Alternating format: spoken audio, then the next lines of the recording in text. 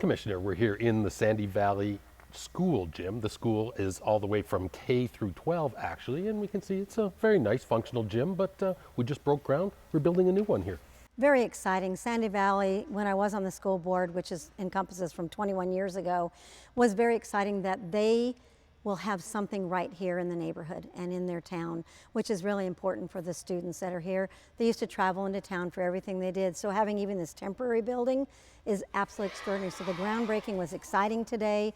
People are really feeling rewarded that they live out here, that's going to have a full facilitated gym that the boys and girls can really have a lot of fun in. Commissioner, you truly do love your rural portions of District F, and it's amazing the community spirit. Anytime you come out here, everyone just does come together as a community. You know, they really do. When you have communities that have 50 people to 200 people to 2,500, it's pretty intimate. And so when you come out here, they really rally around and they give their opinions and their thoughts and what they want to see and what they want to do, but very, very appreciative when they get something that makes a difference in their lives.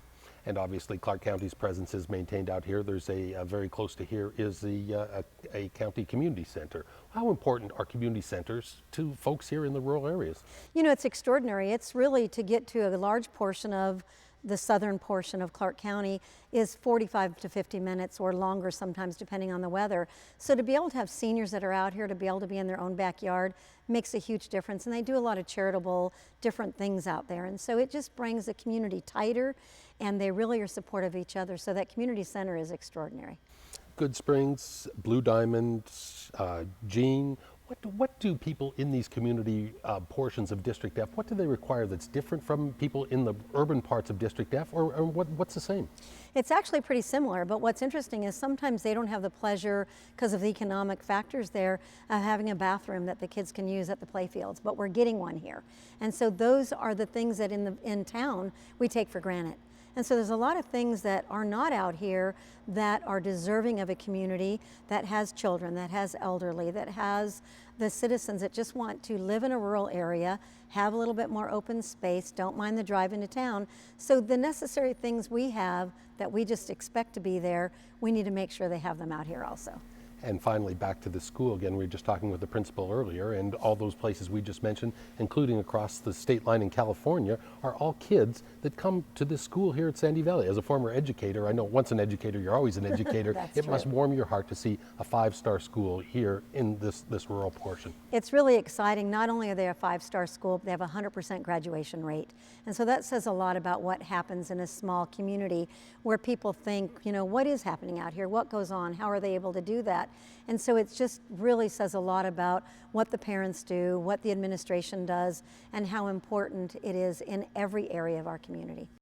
Commissioner, let's move back into the urban parts of District F. A little department store called IKEA, I think out of Sweden, I should say, has broken ground in the past year in District F. And gosh, everyone is so darn excited about this furniture store coming to District F. It's impossible to not see it.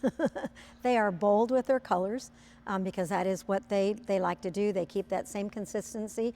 I'm really excited. They only build 2 stores a year. For them to come to southern Nevada, and in particular Clark County and to District F, is very exciting. So it's like 300,000 square feet of retail and a place to eat, and you know, when you're shopping, your child can be in a secured play area. So they're very community minded, they care about what happens here, and it just sets another standard for all of us of who will be here. When you only build 2 a year, it says a lot about what happens here. They have a 350,000 square foot location on Durango and 215. Why did they pick that location? I understand there was a little bit of, they came to you kind of on the QT as they were developing their plans to move into Clark County. It was actually called the Silver Project, and my staff did not know about it, the county did not know about it. They feel when they're going to build, they want to make sure it's really going to happen. And so they did a lot of homework. They looked into all the financing that they need. So before they even put one turning of dirt, they make sure that it can happen, and then we're able to go out within the community and share the information and go through the total building process. But they like to make sure all of their little yellow ducks are in a row, that it becomes a completed project. So in June, we will have an IKEA store opening, and to my knowledge, what they share with me, they already have 100,000 people that shop IKEA here in the valley. It's crazy, isn't it? Yes. Zoning and traffic are obviously two of the main concerns, or two of the main things that I'm sure yourself and county staff are working on. What other types of things are required from the county's perspective when a giant international company like this comes to set up shop? You know, you stated it, making sure that the traffic is generated the right way. They do a traffic study, making sure that they're addressing the issues of the aesthetics of it. You know, what do we do for the environment? They're actually going to do some solar on some roofs so that they can have parking for people with a solar aspect of it to keep cars cooler, to make sure that that amenity is there, landscaping, walkways, sidewalks, to make sure it meets the needs of the people and not just the stores. So it's a community effort and an IKEA effort to make sure that they are not putting undue pressures on traffic and the mitigation of that. So they were very open. We actually have a bus. One of our RTC buses is going to be through there, so anyone that wants to travel there and be able to get there in that mode of traffic can also get there by that means. And a place like this, as you said, when we're adding public transit lines, this is almost going to be a destination. This is going to give people another reason to come to Las Vegas, to come to Clark County. It really is, because the closest IKEA store, I think there's one in California, I don't know where the one is in Utah, but we have outlying areas that will come here. When people come to visit, it's a place they'll go to because they draw that type of attention. So I've done a lot of homework on that, and it's amazing. People go for the Swedish meatballs. They have a cafeteria up there. Once again, having the child care center gives people that ability, if they're in town, to be able to do that. You have a beeper for your child, so they're very innovative in what they do. So it's another place that the people from St. George or out in Laughlin or others would come for the day and spend their money in Clark County. A couple of other major developments, not in District F necessarily, the Las Vegas Arena, Genting Casino, but even then to downtown Summerlin. When major projects like this are finally coming back out of the ground, does that signal the turnaround finally here in Clark County, make it easier to sell, show that our economics are back where they need to be, Commissioner? I think that you see a lot of that. We also have more working with, I now sit on Las Vegas Visitors Authority, and what's exciting is the type of work that they do to make sure that people do come here, and the new Genting is going to be incredible on the Strip. There's another hotel coming on the Strip, and it's amazing, but it draws not only jobs on the front end when they're building, but jobs when they're finished. So we're still, I think the corner's still turning, but it's turning a little more quickly. We're not just at a small pace.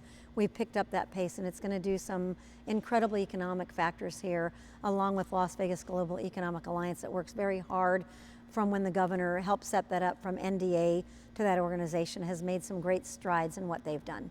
Talking about Summerlin, I believe that was the last time we sat down in your neighborhood, was at downtown Summerlin about a year ago. That place has taken off great guns. Since that time, Commissioner, we've been at groundbreakings for the Cliffs as well as the Summerlin Aquatic Center. This Summerlin, the Howard Hughes Corporation, is doing a lot for the and valley. that's reaching out more southerly. So the Cliffs is going to be an adult living component along with other homes that are in that area. The Aquatic Center is so needed in the southern end of our community. It is next to Wet and Wild, but it's going to be next to none. And so people will be able to swim early in the morning, afternoons, the evenings. It's going to be extraordinary. It's attached to a park. So everything you need to do for your outdoor health and your indoor swimming will be in an area in the southwest portion of town. So extraordinary growth, but done in a manner where they're actually staying. So like in downtown Summerlin, new restaurants on about a monthly basis, some other shops that have come in. They do dynamic outdoor craft fairs. They do the food festivals, so it really brings that sense of community. And finally, what does Summerlin mean to District F and to Clark County in general? I think it set a good standard, being one of the most well-designed communities out there, along with the other communities that complement it, because we have great communities from our Charleston border to our California border and down to, let's say, our Rainbow and Gold Coast. Lots of communities and people involvement, but Summerlin has set an incredible standard of roads and the way that they do things, along with their community partners in other areas. So they're not inclusive to themselves. Anyone can go to the parks, and there's many of them. And so it's going to be pretty dynamic as things complete along that whole corridor.